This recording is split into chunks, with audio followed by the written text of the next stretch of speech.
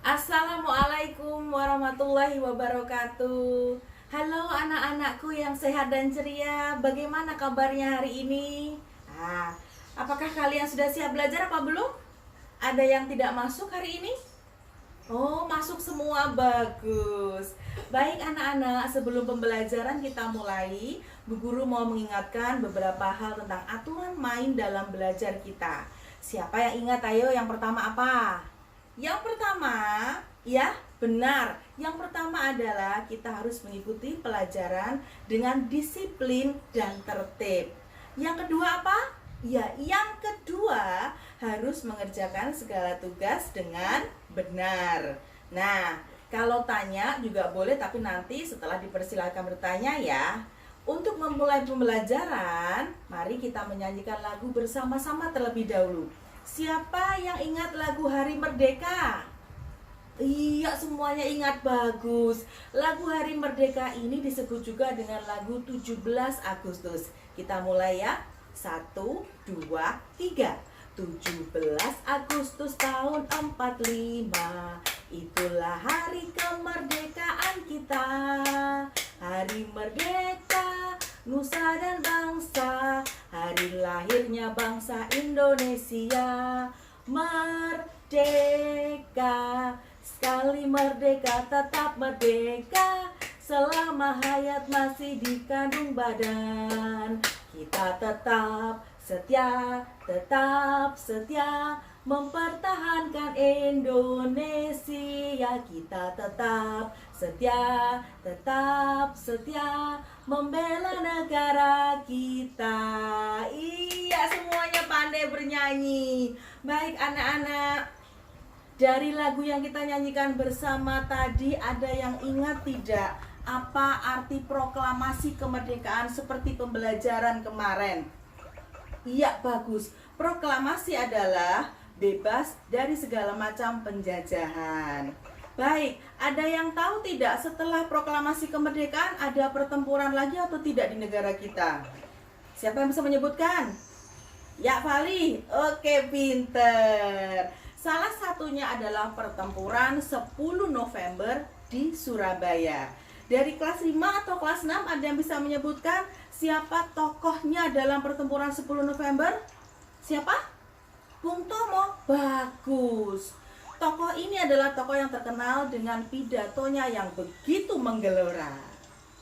Tujuan pembelajaran hari ini adalah untuk yang kelas 5, kita akan belajar tentang peristiwa pertempuran 10 November di Surabaya.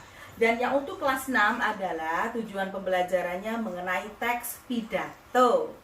Nah, sekarang untuk siswa kelas 5, tolong kalian perhatikan slide berikut ini yang akan menceritakan tentang kronologi peristiwa terjadinya pertempuran 10 November di Surabaya. Sementara itu untuk kalian anak siswa kelas 6, kalian semuanya sudah membawa buku bahan ajar kan? Nah, buku yang ada di hadapan kalian silakan dibaca terlebih dahulu semuanya. Setelah itu kalian temukan apa itu pengertian pidato, kemudian tujuan berpidato, struktur pidato, dan manfaat berpidato. Nah, setelah kalian membaca, bagi anak-anak yang kelas 6, apa kalian sudah tahu apa saja struktur pidato? Siapa yang bisa menyebutkan struktur teks pidato? Ayo, siapa? Iya, benar. Jawabannya ada 3. Struktur teks pidato itu yang pertama adalah pembukaan, yang kedua adalah isi, kemudian yang ketiga adalah penutup. Bagus. Kemudian ada yang tahu tidak di pembukaan itu ada apa saja dalam teks pidato? Bagus. 1, ada sapaan, ada salam pembuka, kemudian ada sapaan kepada seluruh pendengar pidato. Kemudian ada ucapan rasa syukur. Kemudian disambung dengan isi. Isi pidato adalah berkaitan dengan tema yang akan kita angkat.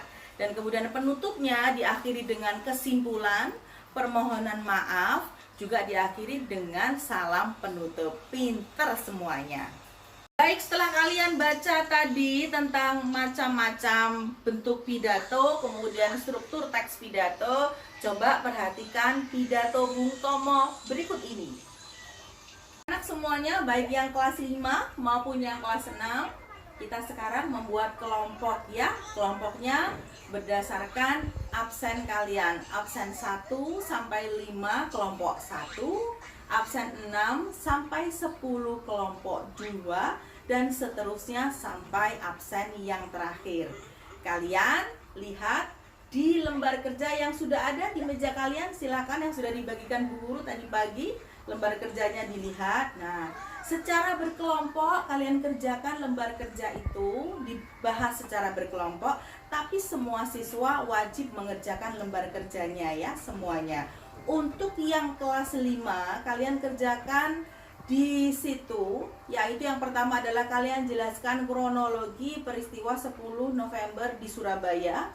Kemudian yang kedua adalah kalian jelaskan bagaimana cara kita meneladani tokoh-tokoh pejuang terutama di peristiwa pertempuran 10 November Surabaya, ya. Kemudian yang kelas 6, setelah kalian melihat tayangan tadi, kalian tuliskan yang pertama, dibahas secara kelompok juga, 1. Pengertian pidato, yang kedua struktur pidato, yang ketiga tujuan berpidato, dan yang keempat kalian buat satu teks pidato yang bertemakan Hari Pahlawan.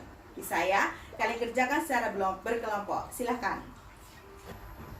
Bagaimana anak-anak? Ada kesulitan atau tidak? Silahkan kalian bertanya. Kalau kalian berdiskusi dengan temannya tidak menemukan jawaban, tidak apa-apa, bertanya dengan Bu Guru ya, nanti kita diskusi kembali.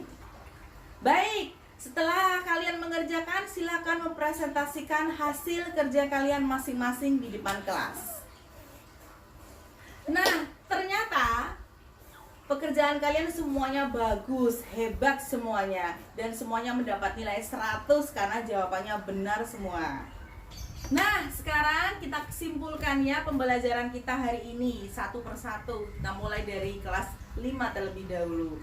Tadi salah satu pertempuran setelah proklamasi kemerdekaan adalah peristiwa 10 November di Surabaya.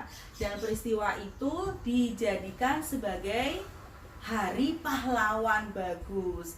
Kronologi peristiwa itu adalah yang pertama adalah kedatangan tentara Inggris dan sekutu di Surabaya. Kemudian terbunuhnya Brigadir Jenderal Malabi. Berikutnya adalah sebelum peristiwa 10 November apa? Terjadinya insiden pengibaran bendera Belanda di Hotel Yamato, kemudian dirobek oleh arek-arek Surabaya. Bagus.